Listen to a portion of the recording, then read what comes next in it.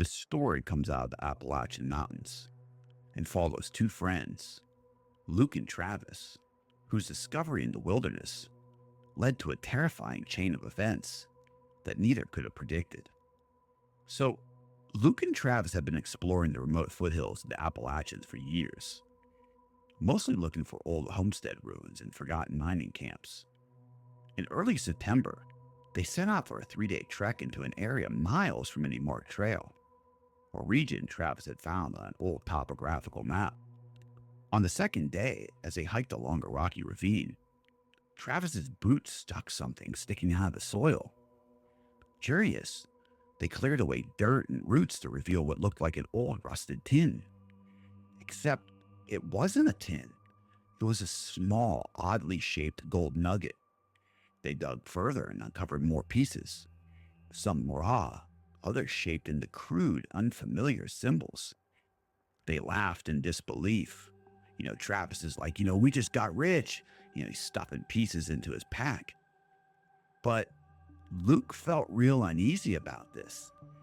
The gold had a strange, oily sheen under the sunlight, and when he touched one of the carved pieces, his hand tingled with a cold, static sensation. That night, camped by a stream, Travis grew restless. He kept checking his pack, fiddling with the gold pieces, muttering under his breath, and at one point, Luke caught him staring at the gold with wide, glassy eyes as if he was in a trance. He's telling Travis, we need to go back tomorrow. We need to get all of this gold, and we need to get all of it now. But Luke wasn't so sure that they should do that. The next morning, Travis woke Luke before dawn.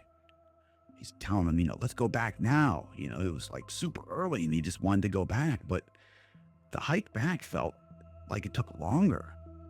The air was heavier somehow. And as they approached the ravine, Luke felt this strange vibration under his boots.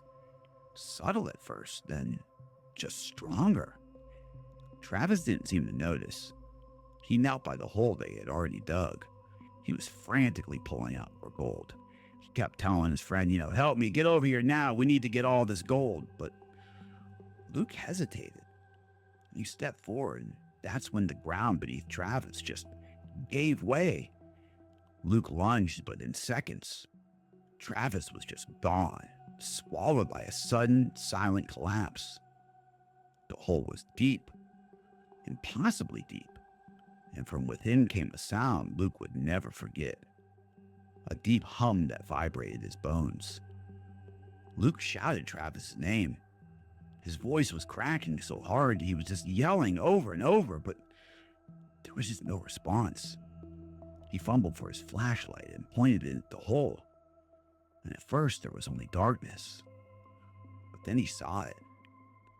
Travis, with a grotesque, enormous shape, shifting just beyond the beam's reach, as though something massive was coiled far below. Terrified, Luke stumbled backwards and fell. He hit his head, slamming it against a rock. When he woke up, it was evening. The hole was gone. The ravine looked untouched. No sign of digging, no gold, no Travis. Only his own pack remained, lying neatly where they'd camped. Rescue teams found Luke 2 days later. He was wandering, dazed and dehydrated. He told them Travis had fallen into a sinkhole, but they found nothing. Not a trace of disturbed earth, no footprints, no sign of collapse, no gold. Luke doesn't say much about it now. Authorities chalked it up to dehydration.